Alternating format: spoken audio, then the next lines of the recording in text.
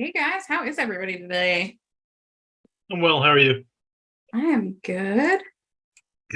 All right. I like to start off every meeting with what we call the positive power up. We use this for two reasons, really. One is we just like to start meetings out with just positivity and set the tone for the meeting. And secondarily, it gives people time to funnel in without missing any really important content. So I'll kick things off. My positive power up this week is that my kids are kicking off their second week of school, and there were no tears today when leaving to go to school. Passing it forward to Stephen. What's something great that happened this week, personal or professional? I started reading Challenger Sales again. I only got a chapter in the first time. It's a good one. It's a good one. Yeah. How about you, Austin? Been a pretty basic week. I'm starting this training, so I guess that's power up, huh? That is. How about you, Steph? I got a new car. I saw that on Facebook. Congrats. Very exciting. It was your birthday too. Happy birthday. Thanks. How about you, Megan? We're just doing positive power up. One good thing from this week. Hold on. It's like I'm going holding- through here, but holding also very going through the tightly. laptop. I don't know what's going on. Shit's going crazy. Give me a second. Zoom, always chaos, especially with this many Yeah, note you takers do. in the meeting. Oh, there you are. Hi. So one good thing from this week for you. I had less panic attacks than last week. Hell yeah. That's a trend we love to see. I saw that you and your Yeah. boyfriend went out and you guys did a deprivation tank. Did you like it? Or no? It cost It more. was no, it was so beautiful, and they had speakers in the water, and you float effortlessly. Everybody wanted to know this much about Megan. No All right, one wanted to awesome. know. So who here knows a little bit about what we do? Anybody? Okay. Just what I saw in the videos. Okay. So based on like your research, what you know, if you could just say like one thing, one service, what do you think like our primary offering is, Stephen? You target technological companies that don't have any type of marketing. They have like 0 to 1 people. That's accurate. How about you, Austin? Oh yeah, I was gonna say digital marketing solutions. Stephanie? Yeah, I was going to say you focus on B2B and the small tech companies. Like even I hired you guys for a logo. Yeah, so we kind of segment our audience into a couple of different ICPs. If you follow me on LinkedIn, the primary one you'll have seen is B2B tech. That's my background. I spent 15 years in B2B tech sales loosely, and I've done $500 million in revenue in B2B tech. So we definitely focus there, especially on the LinkedIn side. Our Facebook content strategy is more targeted on another one of our segments, which is small businesses. That audience came out of, well, honestly, it served to you courtesy of my mental breakdown over the winter, where I felt like, and those of you, I know, Austin, you're in tech sales. So I got to the point where I was just like, I'm so sick of making rich people richer. You know, like I had made I'd help people buy second yachts, and that just didn't feel like it was fulfilling my need to elevate people and help people make more money that actually need it. So the small business offering came out of me having a little bit of a mental breakdown. People who sell for me typically do not focus on that segment because there's not a lot of money in it. We have really small profit margins. Sometimes we sell things for actually less than it costs us to get them done on the small business side. But if you have like friends, colleagues, whatever, that have small businesses and are looking for work, you can always run it through the agency and potentially make yourself a little bit of money. But at the very least, help them out with lower cost offerings. In terms of the overall just like background of where the agency came from, I started a consultancy a little over 5 years ago, and I just had my twins. Who here's a parent? I have kids. Okay. So just imagine having 2 premature babies at once. I, at the time, was working for Ericsson on their UDN project. I was overwhelmed with being in the boardroom, traveling to California all the time, and I decided to consult. Absolutely loved it. I don't think I've ever really been happier in my life than when I was full-time just consulting. But what happened is my clients were regularly like, hey, Megan, this is a great plan. Love this strategy. Who's going to do it? And so the agency over time grew out of having freelancers, consultants, other agencies we leveraged to help clients deploy the tactics that we developed for them, right? And over time, we built more internal employees. We built out more freelancers, more consultants, and more agencies that we worked with, to the point where we do almost everything in-house now. That said, it doesn't mean we focus on everything, right? So if a client comes to us, an existing client, someone we're already working with, and they're like, hey, we need social media marketing, we can help with that. We need any type of content, we can help with any type of content. We need SEO. We're going to white label somebody else's solution because I don't know the first thing about the tech side of SEO. And I just don't have the time to research it. So they'll give us a strategic plan and we'll help fill in the content for that. Same thing with like website development, website design. 90% of the time when a client comes to us for website work, the actual web development is going to be done by another agency that we're white labeling, and in-house we're doing like the copywriting and the content. In terms of our go-to-market strategy and what we really, really focus on, there's sort of three things that we push in-house that we're good at, we know we can deliver on, and we do a good job with. The first one is my consulting. So we package that a bunch of different ways, right? And I would say 80% of our customers, because this is a service-based industry, 80% of our customers end up in something custom anyways, regardless of what they come in for, they end up in a customized plan. But we sell sales processes, 30, 60, 90-day marketing plans, and fractional CRO are our main focuses on the consulting side. And then we do lead generation in a variety of forms. Raise your hand if you saw Outbound Engine as one of our offerings when you were doing research. Anybody? No? Oh, okay. Candace. That is our top selling product right now, in large part because it's relatively inexpensive. It's like a $4,500 onboarding, and then they're paying less than $2,000 a month to maintain it.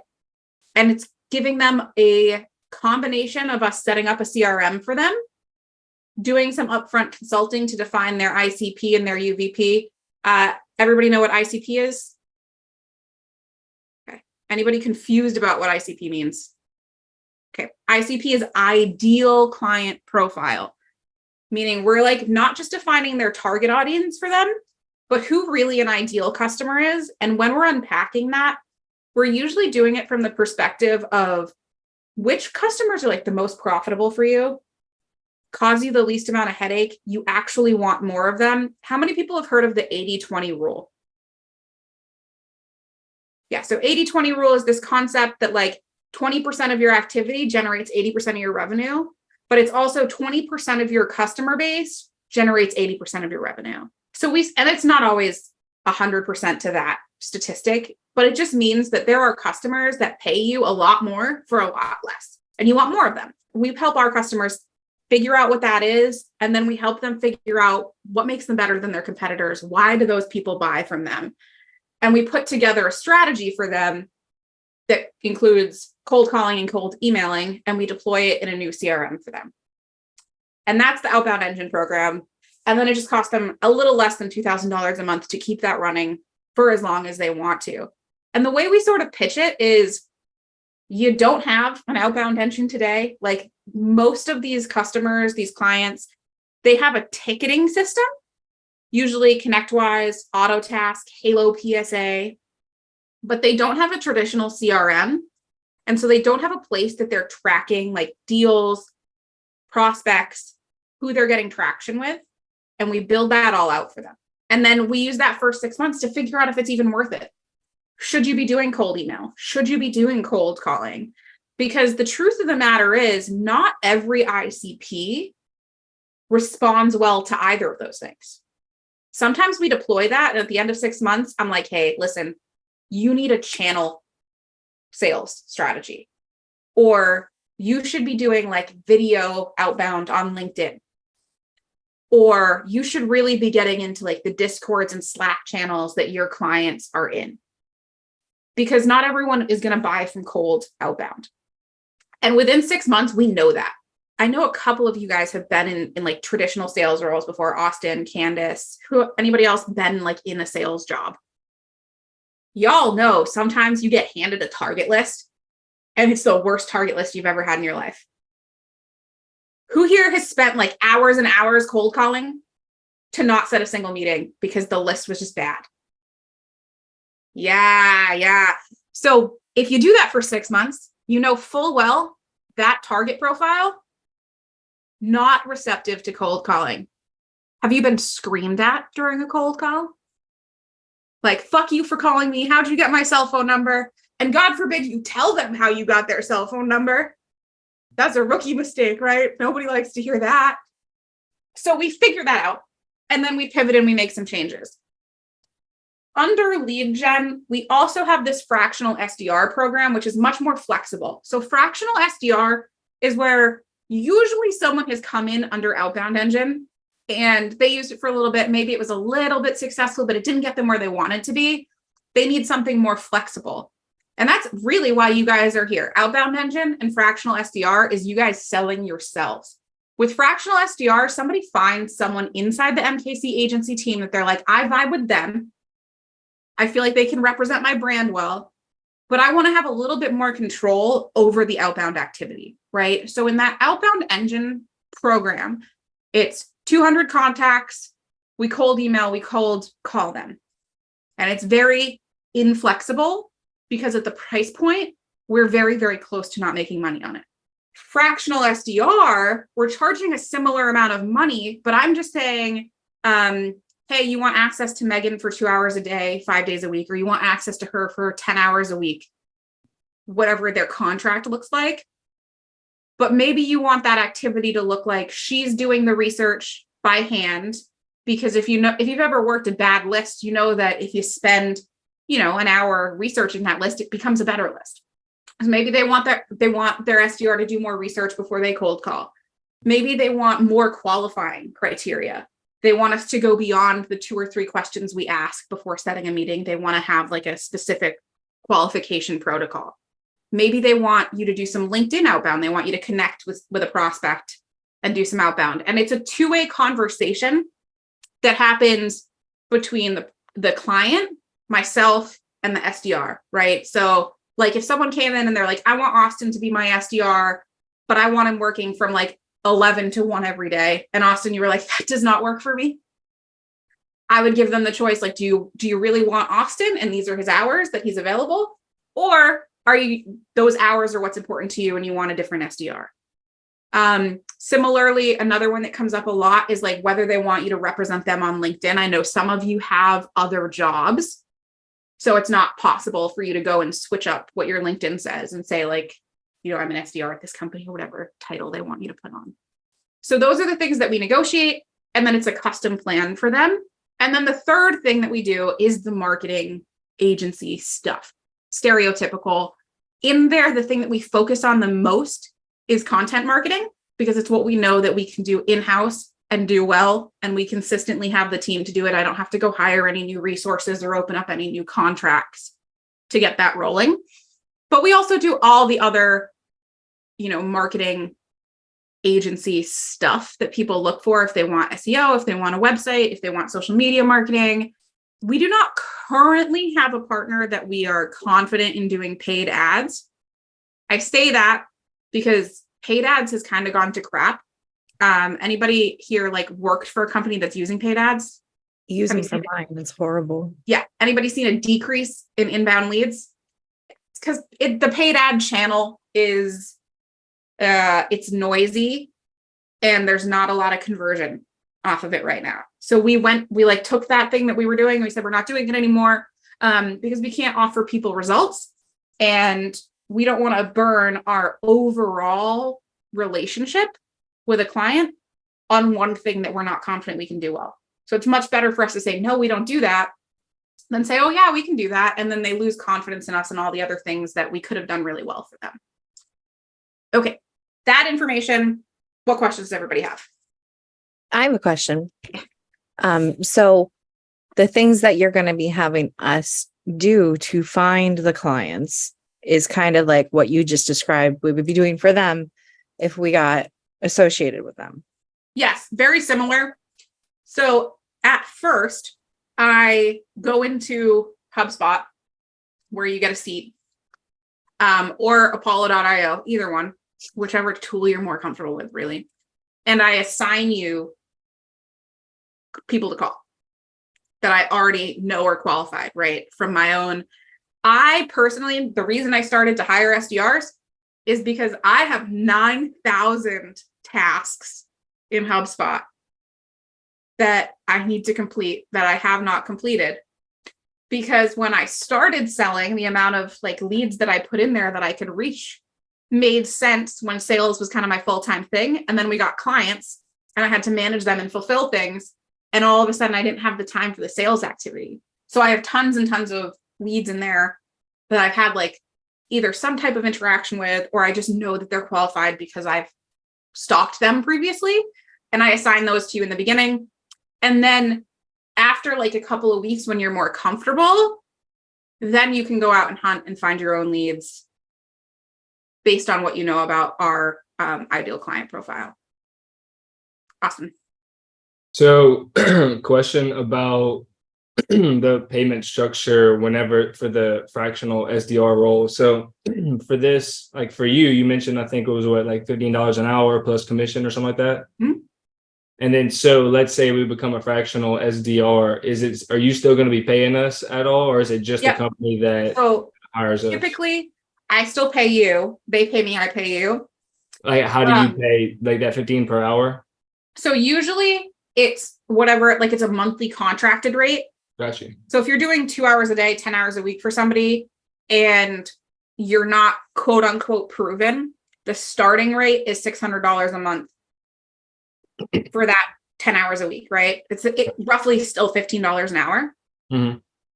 Once you've serviced a client and I can put together a use case for you and say, hey, this is Austin.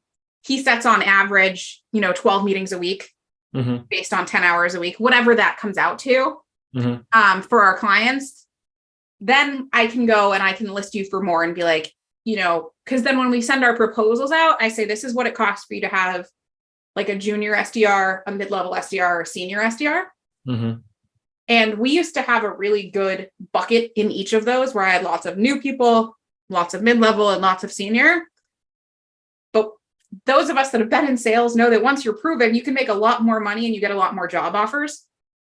So we've struggled to retain talent as they scale up.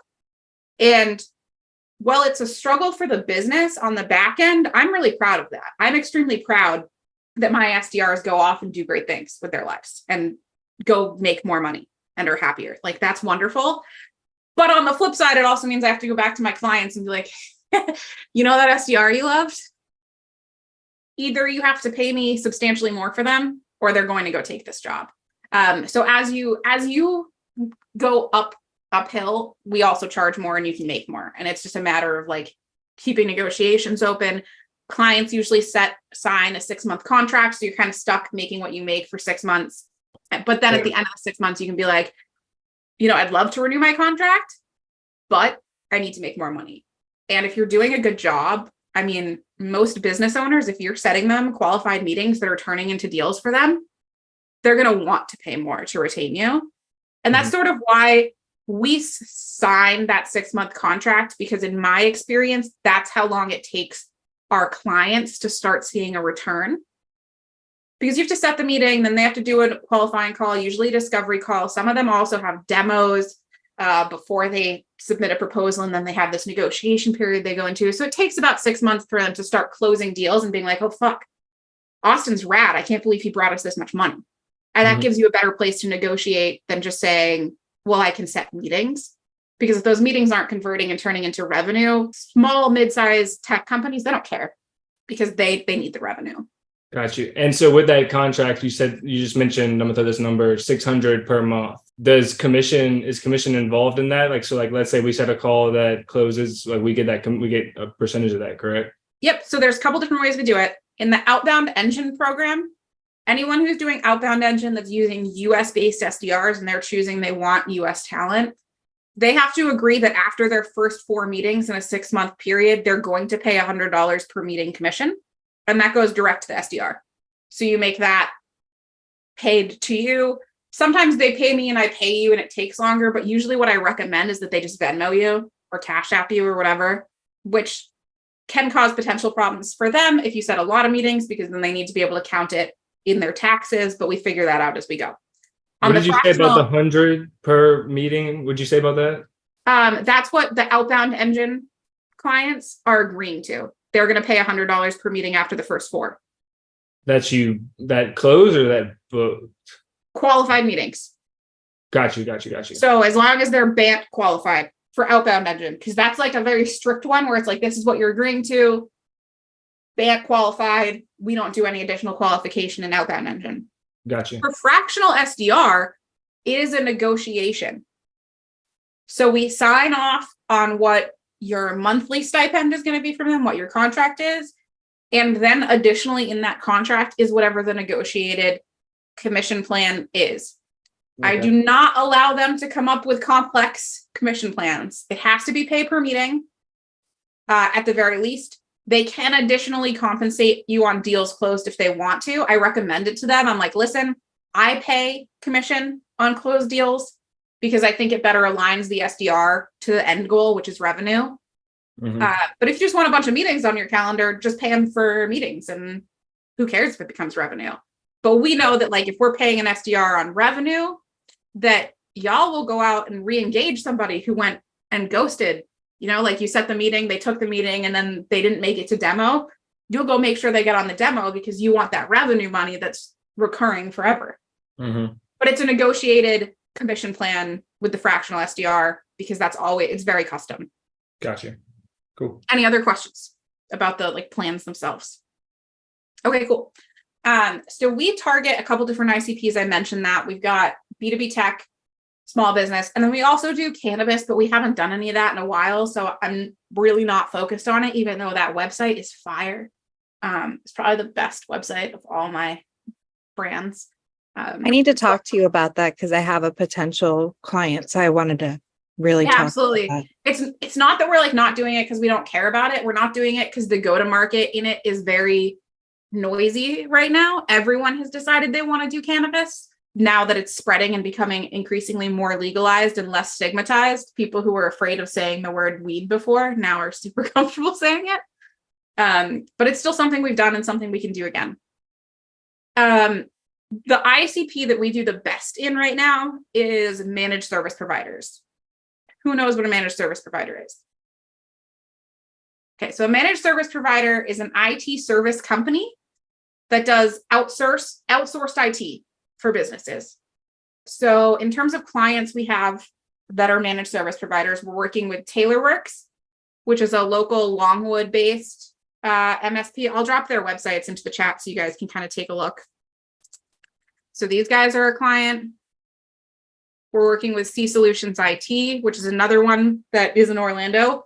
Usually I try not to have multiple clients that do the same thing in the same market because it's kind of a conflict of interest to have them deploying the same strategies.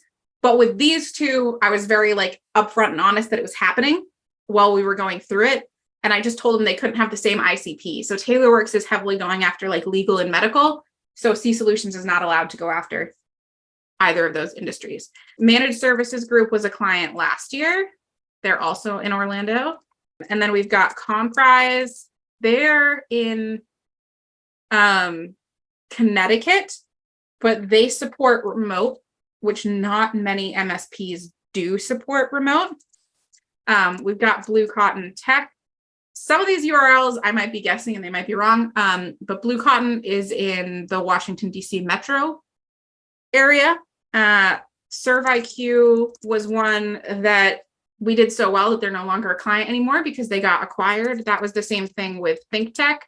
Both of those were customers of ours that their goal was to be acquired, and we helped them get the revenue they needed to be able to get acquired. anyways, that's a good example. It's a good sample size of managed services. Although we do have more. And then another industry that we do a lot of work in is telecom. So we're working with these guys right now. Telecom One. And then like we work with these guys and these guys. And then we work with a lot of MSSPs, which are like managed service providers, which sounds ridiculous. Yes, I know. But they're companies that support the managed service provider community. So this is one of them. Compliance Risk IO. Tech Stack Advising is another one, although you might now consider them to be a telecom company, but they do telecom and a couple of other things. They're like an aggregator that helps compare tech services for clients. They help you buy things. They started out doing Salesforce and pivoted, and now they do telecom, and they're making more money doing that. So we love that for them. We also do quite a bit of SaaS. I don't chase SaaS customers. Who here has worked for a SaaS company? Austin, you work for a SaaS company right now, don't you? Yes. Yeah. Do you love the culture? Not great for right now.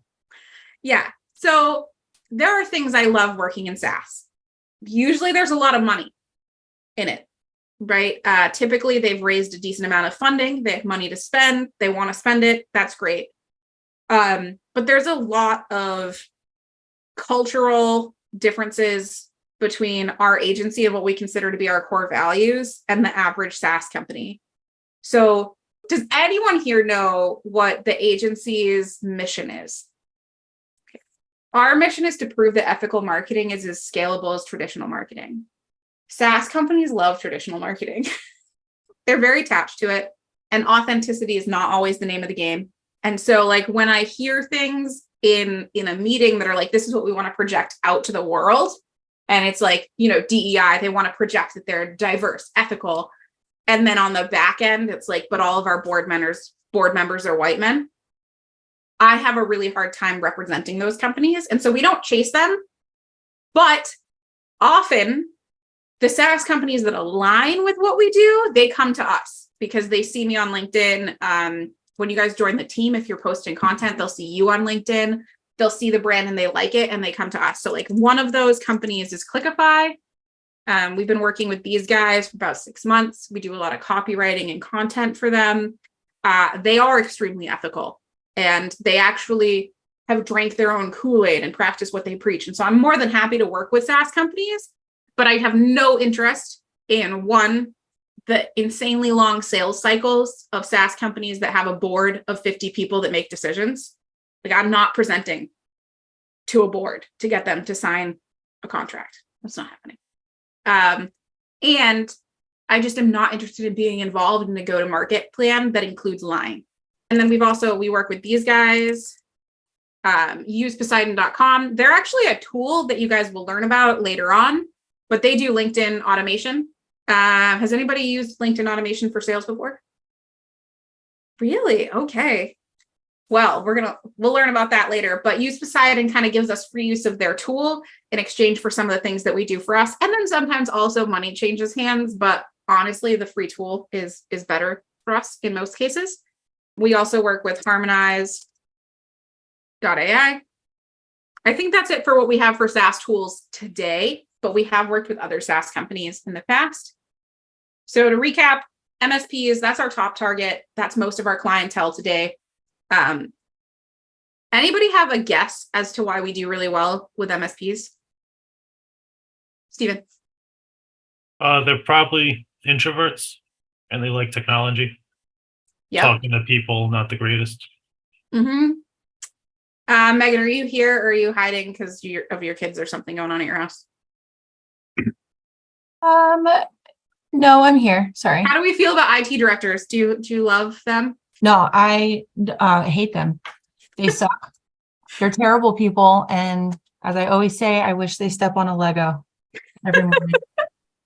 So when we started researching IT directors, because that's one of the targets that Megan's going after right now, we asked in a Slack channel, why won't IT directors talk to us, basically? And the answer was, we got a lot of different answers, but my friend Alex said IT directors hate salespeople because they think it's black magic because they can't do sales.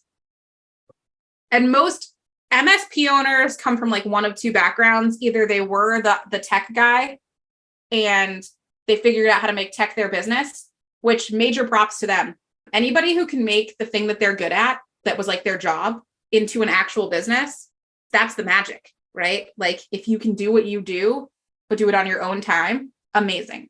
So most MSP owners come from that background, like they were an IT director or a network security guy, and they figured out how to make that their business. Then there's the other MSP owner that's like the business guy. They have a business background, they saw a need in the market for IT services, and they started to fill it in their market. We work with both, but the reason that we kick ass with MSPs is because they're just not doing it today. So, Stephen, I think you said that like the best people for us to work with were people who like didn't have marketing today. Yeah. And it's just like that, but on the sales side. It's like, what is the easiest way for us to look like absolute rock stars at sales? Is we come in and they were doing nothing. Which is not to say that we can't come into a situation where someone's doing something and make them do it better. Absolutely we can, and we have.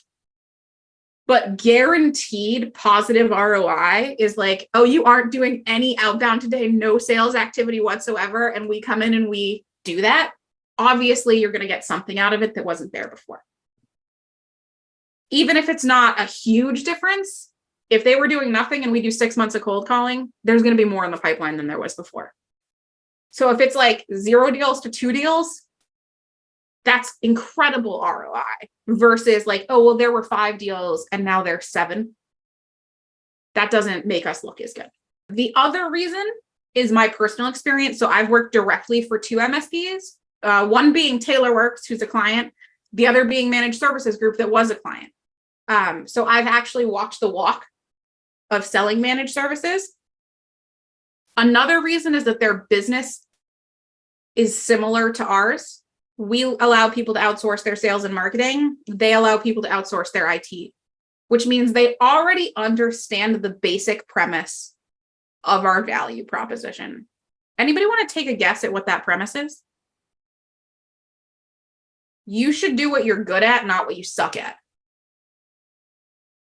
Right? Anybody here heard of the concept of unique ability before? Okay. So unique ability is like you list out everything you do and you figure out which quadrant it goes into in the I'm good at it and I like it, all the way back down to I'm bad at it and I hate it.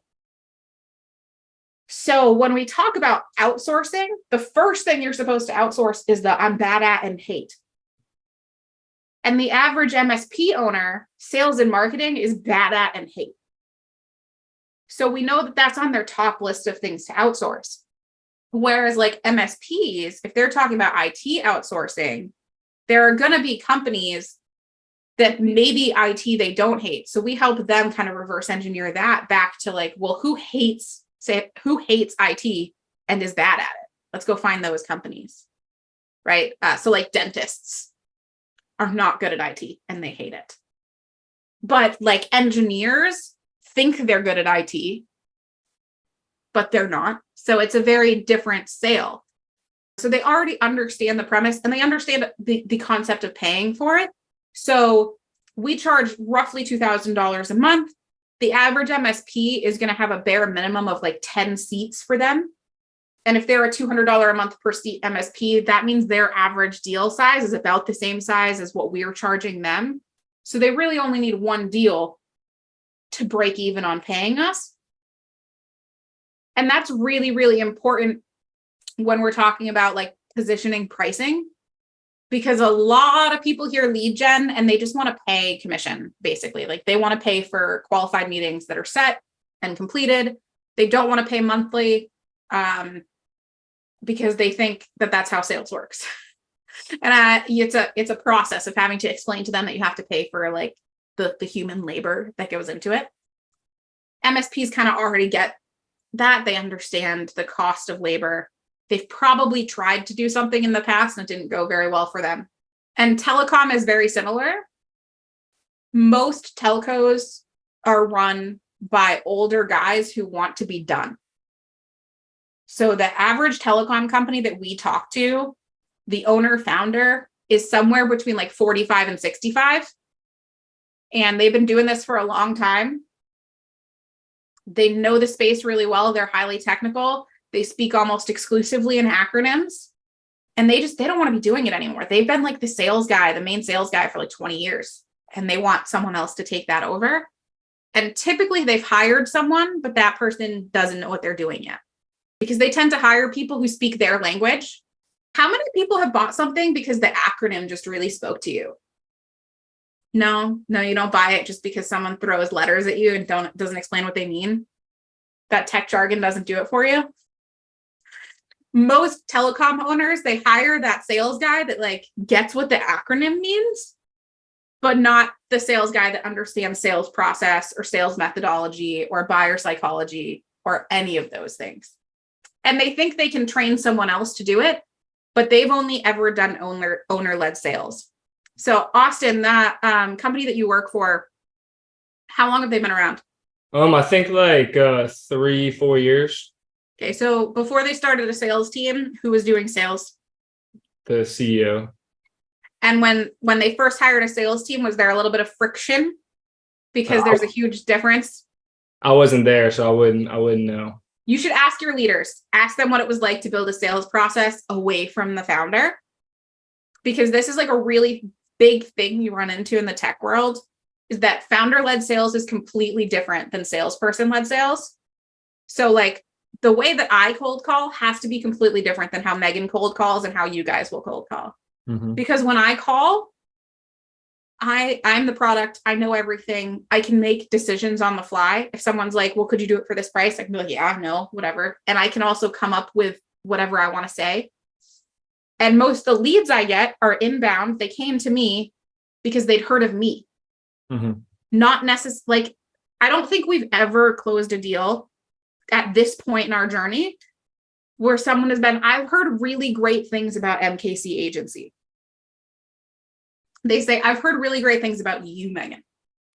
And so we're at that point where we're trying to scale away from that and create it to be like, I've heard good things about MKC agency. I've heard good things about your sales team, not about me anymore. But it's a rough transition, especially for tech companies, because the CEO has all the knowledge in their head. And historically, they're really bad at getting it out on paper and documenting it so that you can know the answer. So I've sold for a lot of tech companies where like during the sales process, when someone asks me a question and they're like, oh, well, can your tool do this? I have to be like, 1 second. Well, I Slack the person who built it because I don't have a list, you know? And that's where most MSPs are at, where they've been really, really reliant on founder-led sales. And that honestly, when we do really well with SaaS companies, that's where they're at. When they're trying to make that transition, that's where we come in and we can be really helpful. Not that we can't help substantiated sales teams, but there's just less pain points to iron out. We've got, like 15 minutes left? Yeah. All right. I'm going to open it up for you guys' questions. Think of this like if this were a sales job interview, right? And this is a two-way interview where I'm asking you questions about your experience. You're asking me questions about the agency. What would you want to know to make sure you could be successful in a sales role here? How much the average person makes over 10 hours or roughly a month? Yeah, so they make their hourly. So they're making the 600. And then you usually set 4 to 5 meetings in a 10-hour call block. That is typically like between 4 and 6 meetings in like a week, 10 hours. Mm-hmm. If they're doing the majority of their research outside of their booked hours. So if you're like booking your calling hours, but you're kind of doing the research separate, 4 to 6 meetings. If you're counting your research towards your hours, that's your prerogative. You have every right to do that. But that's usually like 2 to 3 meetings. So you can kind of double your volume of meetings by doing your research the night before. So 16 to 20 meetings, 2% depending on the deal for every month. So I would say count it by the spiff because you get that much faster. Yeah. So that's roughly like another $500 in a 10-hour block. If you're doing 5 meetings that are $50, that's $250. If you're doing 5 that are $100, you're doing $500. It usually takes 2 to 3 months for something to book and close, so Yep. that you're going to get residuals on it. Not that I don't do a 1-call close now and again, but it's unusual. Yeah, Candace.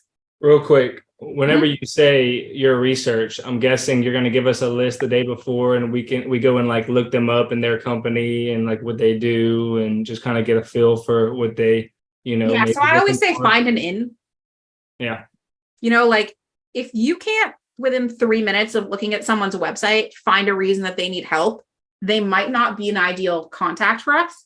So if I assign you a lead and you look at their website and you're like, I don't know, it seems like a really good website. Everything's super clear. I bet they have tons of leads coming in. They're maybe not an ideal client. Skip to the next one.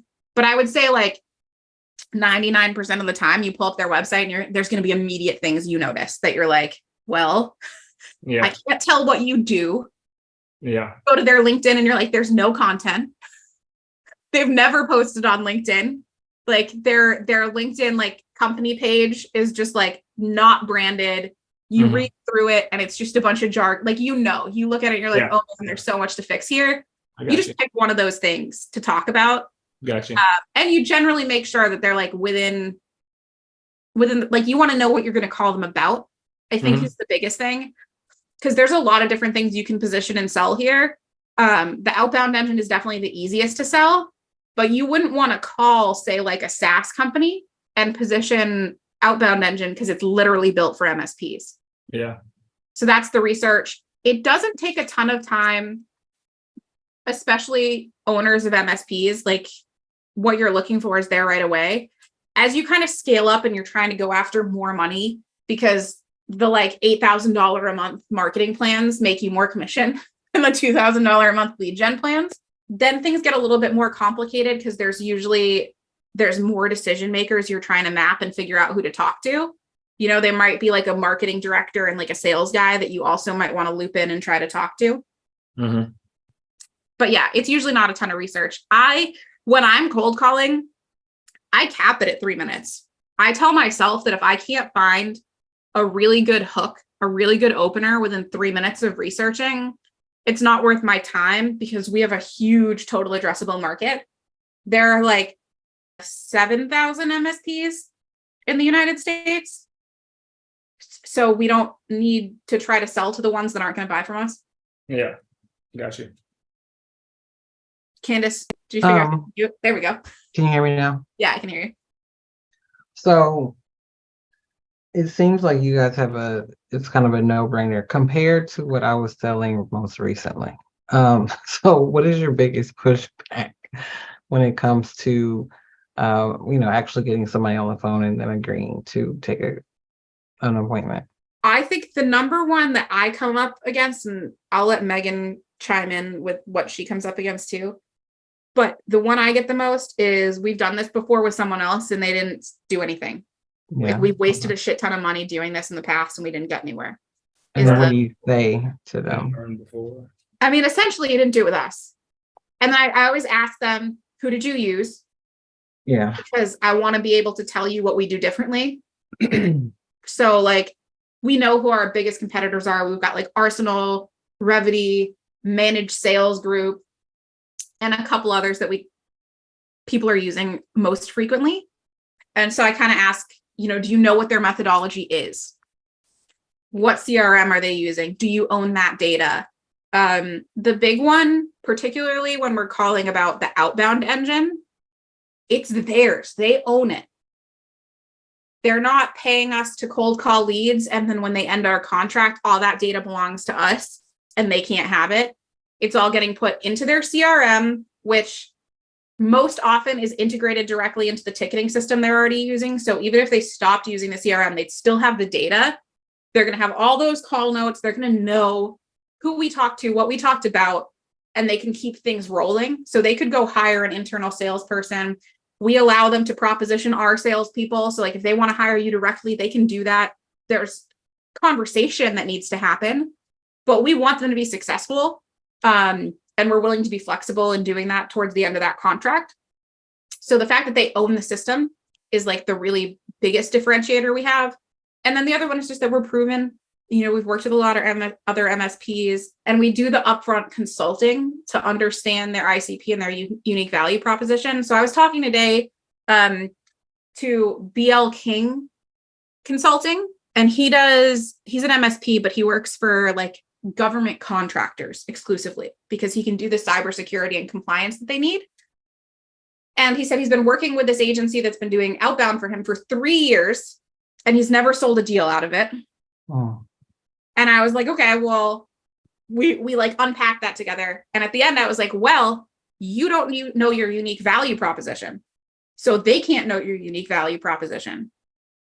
So how would they position you to be able to actually sell? And then I also talked to him about some things about like, because he said a lot of times he's going into meetings and it's very obvious that they only took the meeting to be nice. And I was like, yeah, that can happen. The cold caller calls, they like you, they book the meeting because they like you. And then someone else shows up to the meeting and that rapport is immediately lost. So we do a lot of fact finding in our early cold calling to get data that helps them sell when they get into the meeting. Like, are you using an MSP today? Are you happy? What are you unhappy with? How long's your contract? What are they doing well? What are they not doing well? Where are they located? Where are you located? All of those fun things.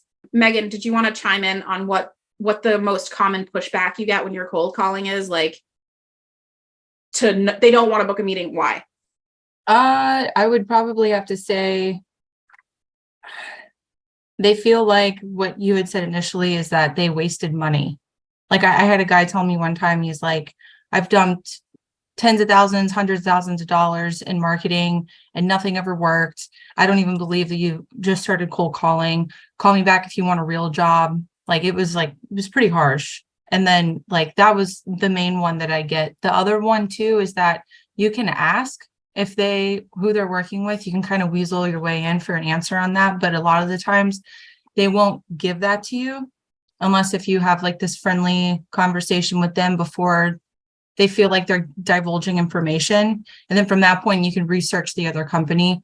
The other pushback that I get is that, that they had just hired somebody already and that they are not currently looking for anything. So I still will send them an email and I'll just say, hey, I appreciate you even answering my call. I know that you already have somebody, but here's a lot of information that I can give you about, our products and services, our consultation prices. And then if your marketing company is lacking in any of those ones that we can pick up, we're not trying to take over someone else's in-house marketing team. We're trying to work alongside you guys so that way you grow. We're not trying to overstep. We're just here to help grow. And then we just put those people into nurture campaigns based on what we know. Like we put them into a list in HubSpot based on, like, I have one that's just like definitely MSP owners. And we send them, like I would say once every 2 months, once every month, we send something highly relevant out to those lists to continue to nurture them. And if it's your lead and you've logged cold calls for them and you're the one that put them in the list and they reply to that email, even if it's coming to me and they're like, all right, yeah, let's set a meeting, you're still going to make your commission on that. Like I commissioned Megan on a meeting that I cold called and got, but I cold called because she told me to call them. So like, don't feel like you won't get paid if you put something in like a nurturing campaign or you're not directly setting that meeting on my calendar. Just make sure you do a good job in logging in HubSpot. Any other questions, guys? I have a question. Yeah. So I've never had a typical sales job, and cold calling is kind of frightening to me. It did not work out well for me when I tried it in real estate. The only experience I've had is selling basically myself as a photographer on the phone calls because I know my process so well. They've already seen my gallery, so like they already know what my results are. I'm having to sell them on the experience with me. Mm-hmm. Are you going to kind of help coach us up being a better sales, like just on the phone? Yes. And I'm gonna piggyback on that real quick. Is there like a script or like a frame that you all give us? We don't use scripts because I No. hate cold calling scripts. Yeah, that's why I said or a frame. But yes, there is a framework. So when we get to the cold calling, we'll do at least one session on cold calling, but probably like multiples, because I think that's where the biggest focus is going to be. We will talk about positioning. We will talk about frameworks, and we'll also talk about why it's all bullshit and none of it works, and how actually you just want to call people like you're calling your friends and figure out what your voice is. So I'll show you all my frameworks, the ones that I've used, the ones that I've coached on. But really what I'm going to do is work with you in those sessions to build your framework that works for you. So like Megan sets a shit ton of meetings by being self-deprecating and funny. Like she just calls owners and she's like, this is a cold call. You can hang up on me. Like I'm interrupting your day. And that works for her. If you are not self-deprecating and funny, that's not going to work for you. It's just going to come across strained the same way it would come across strained if Megan tried to cold call and be like hyper professional and technical, because that's just not, not that she can't be both those things, but that's not her personality. Got you. And it's why like founder-led sales is so different than what you're going to do. Like Steven, I know you're reading a ton of different methodologies and stuff. And they all, if you compare like Spin, Challenger, Sandler, you put those all side by side, the fundamentals of what they're saying are all the same, right? It's stuff like ask questions. Like, okay. Oh, their product. Yeah. Pain, solution to the pain, like those types of things. But the biggest thing for me in sales is that you absolutely have to be authentic to who you are, and you have to figure out what works for you. Typically, like when I go into like a hiring class for a client that has hired me to build their sales team, I want to hire for other people's weaknesses. So usually on any given team, I want to have a really strong cold caller. I want to have someone who's really good at copywriting cold email. I want someone who loves to do video messaging. I want someone who's a really good social seller. And then I want those people to build on their fundamental strengths back and forth together. So Austin, Candace, I know you guys have both done sales before. What's worked really well for you? For what exactly? Like selling, like what is the most consistent way you can set a meeting?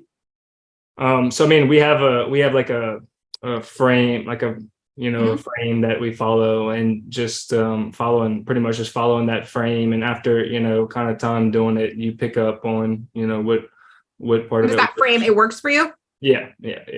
Okay. So you're is it primarily cold calling?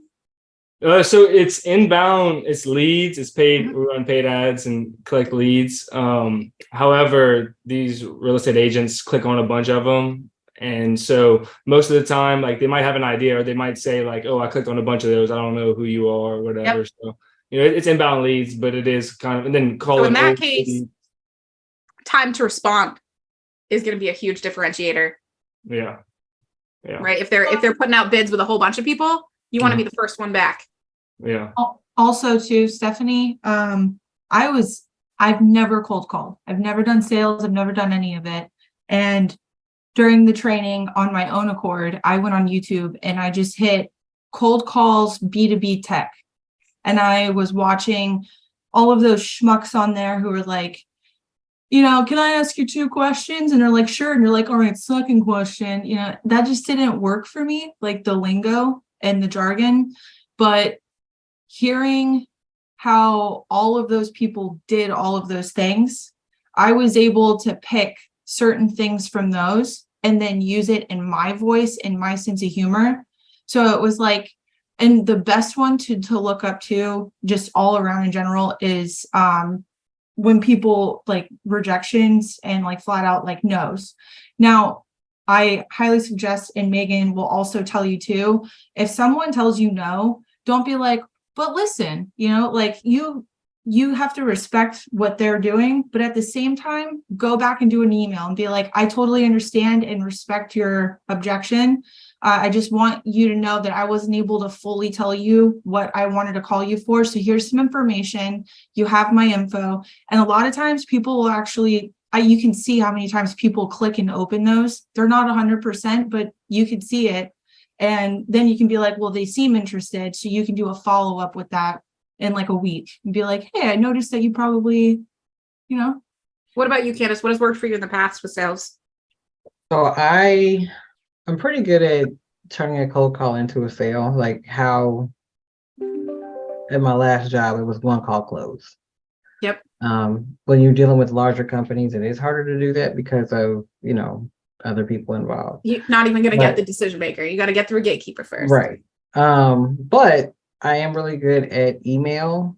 So basically, if I have time to listen to like if you can give me something where I can hear how they need to be spoken to, I can create an email to make them call. Because you're really strong on copywriting. Right. Yeah. So that's what yes, there's a framework to answer that question. But I really coach on not following it because what works for me, what works for Megan, what works for you, it's all going to be different. And I really believe in like coaching the fundamentals and getting you guys a really deep understanding of the messaging and the personas so that on the fly, because the thing too is like, if you've ever cold called anyone, they almost never respond the way that like you were prepping for them to respond. Wouldn't it be so easy if like in life, people just responded the way we prepared for them to respond? I'm hella autistic. So like that's forever putting me into loops when like I prep for something and then people like, they don't respond the way I wanted them to respond. And I'm like, sorry, I have to shut down and think about this social interaction for a while before I can come up with a new response. So you have to be willing to just on your feet change things. We do have kind of like a cascading. I'm sure you've seen, Austin, you've seen like the waterfalls that are like, if this, then this. Mm-hmm. We have those that are like, well, if they say this, then you can try this. Yeah. If they say this, then you can try this. And you can try that for like a week or two. But what we've seen be the most effective is just like leaning in to what you're good at and your experience too, because almost everyone starts in selling lead gen. So you're really selling you. So the more you can make that cold call feel genuine and feel like you did a little bit of research, you get them, then they turn around and they're like, well, yeah, I want this guy to cold call for me because I felt like I was just talking to my friend. Mm-hmm. And the same thing with like any other methodology, like Stephen, you sent me a video. That's always a great added touch. Like when you're doing outbound, people respond to it because it's so much harder. The number one thing today that's working against us as salespeople is automation, because there's just this volume of crud out there. I mean, there's literally, I don't know if you guys have seen any of this, but there are AI cold callers now. Wow. Yeah. And they're pretty good. Like not better than a good salesperson, but better than a bad salesperson. And so that volume of just like automated AI crud makes people so much more like close to their chest. They don't want to talk to you. They don't want to respond to a message. Video is very, very hard to automate. It requires like a customized thought and message. And so like if we look at email open rates, which industry standard is like 25%, cold email, not warm, cold email, 25% open rate.